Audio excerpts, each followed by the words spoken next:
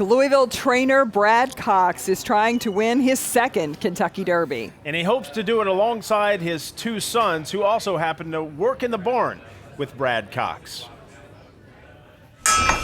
The signs hanging on Barn 22 tell the story of success for Brad Cox Racing. He's come a long way over the last 4 or 5 months. The Louisville native is one of the hottest trainers in the game right now. Hard work and no excuses. Very, very few excuses.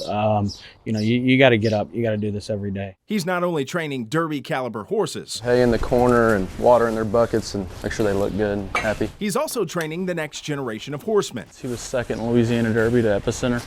His two sons, Bryson. It has to go your way or you won't get the job done. And Blake. When they're in the barn, I mean, I treat them like most all my employees, and I expect a lot out of them. I probably expect more out of them. So this is Cyberknife. Been training well. Just make it to the gate, and then once we're there, it runs well. Older brother Bryson is a foreman. Younger brother Blake is an assistant trainer. I don't know. He's very quiet.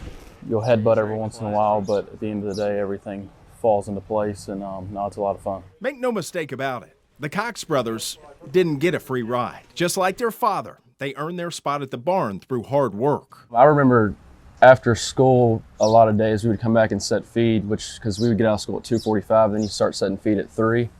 So that was in middle school. They both fell in love with this sport at a very young age. Well, it all started with my grandpa. He was kind of just a fan of the game, and he would take my dad to the track, and me and my brother, we grew up just a couple of blocks over, and we would walk over to the track. Little did the brothers know they would one day play a role in training Derby winner Mandaloon. They both agreed that you have to be addicted to the sport to be successful.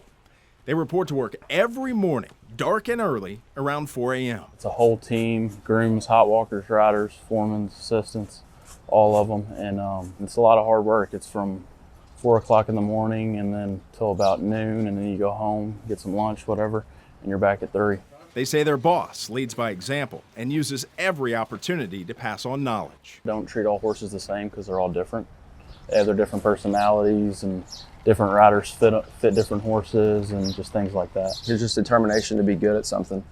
And just like he said years ago that, he always wanted to be one of the best trainers, and he was going to be as good as he could be, and he's living that dream that he always wanted. It means a lot that, I can be with them, pretty much interact with them day to day, and I've never forced this on them at all. I mean, it's something that they kind of grew up around and have decided to try to make a living doing. It was interesting. I asked Brad Cox, is it hard being Brad Cox, the trainer, and then separating that from being just dad, just normal dad? And he said, no, not really. He said, when we show up to work, they understand the expectations, they understand what needs to be done, and I expect them to do their jobs to the best of their ability.